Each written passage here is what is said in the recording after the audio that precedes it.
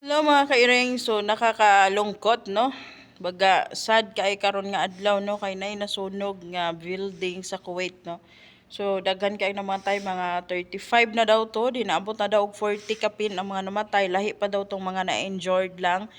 Dayon kay ang sunog manggod nag-start siya sa una, dayon pataas. So ang mga tao sa taas di gyud sila makanaog. Although ang Kuwait magud ang Middle East kunyari anang kuryente na ay diferensya sa kuryente automatic maputol na ang kuan ka ng connection sa kuryente automatic ma-off na siya. Pero ang delikado if naagay nasunog kunyari na ay gas ming buto dito sulod so mo na delikado kay mo kalayo gyud na siya pero pag kuryente lang gani nga nay diferensya dili gyud na ko sa kuryente kay kuryente dire pag naay diferensya automatic ma-off siya, ma-off ang line tanan. So di gid siya ano, siguro ang cause siguro sa sunog basig na ay gas ming buto or unsa ba, di ba? So luoy kay mga kairing tong mga nasa taas kay although wala sila namatay sa kalayo mga kairing. Wala sila namatay nga kanang nangasunog sila. O namatay sila tungod sa aso.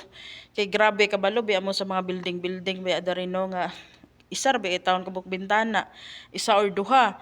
Mao gyud na bintana mga kairing so kung naay aso automatic dili gyud na kay siya maka gawas then dili pud magamit ang exhaust fan kay na off na pud ang kuryente. Mao na nga na suffocate gyud taon sila sa aso. Mao na ang cause sa pinaka nakamatyan nila no kay grabe di makaya di ka makaginhawa sa aso mga kairing no. Then kung makita ninyo sa video grabe ka itom kayo ang kanang aso mga kairing, grabe ka itom dayon.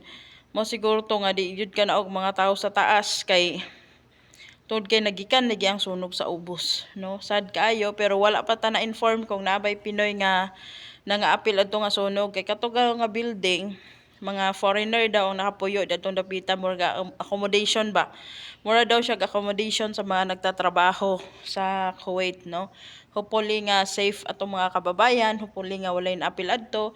Pero kababayan man nato or dili, hopefully nga naay makasurvive, di ba? Kay parihara pud na sila sa tuwa kanang naningpalad para makakuan og future para silang pamilya, makahatag sa panginhanglanon silang mga pamilya. Dayon ang naay kuan katong ga-post nga isa ka vlogger sad kanang na-inform daw mga namatay from India. So wala pa ta na-inform kung naabay mga Pinoy adto nga kuan kay accommodation man daw kuno to siya kato nga building. So taas kay siya no. Nagikan siya sa first floor to fifth. So grabe ka taas building. Taman siya sa fifth floor. So ang aso gyud siya by floor gyud ang aso. Grabe gyud. So grabe ka itom sa aso. So na-suffocate gyud ang mga tao mga kairing. Mo nay kapait mga kairing kung masunog ang building then wala tay kakuanan ba? Wala tay ka naugan, no kay munaog ka dito bayhagdanan nga nasa ubos tong sunog. Unsaon mo pagtabok, di ba? Tatog si splash ta kay diretso na ta didto no dagan tag pinakukusog pero di kita makagawas kung nasa ubos ang sunog. Kung nasa taas katong sa ubos makasurvive to pero ang problema kay sa ubos man gasugod mo to ang nasa taas sila gyud mo yung number one na kuanan og mga aso-aso. Muna nga nasuffocate tong uban, na-injured ng uban. Dayon kung imo pong lantawon, kung ang tao gikan sa taas mo ambak, delikado gyapon pag abot sa ubos kay grabe ka taas ang building no, wala kay magunit-gunitan ba kung asa ka dapit mo ambak-ambak dito. So naghinanglan gyud siya rescue dayon. Siguro wala dayon rescue na abot kay lisod man gud mga kairing i-rescue pa taas man gud kay building. Dayon nagikan ng sunog sa ubos. So wala kayo'y kakuanan ang mga rescuer ba no. So hopefully nga wala tay kababayan nga naapil.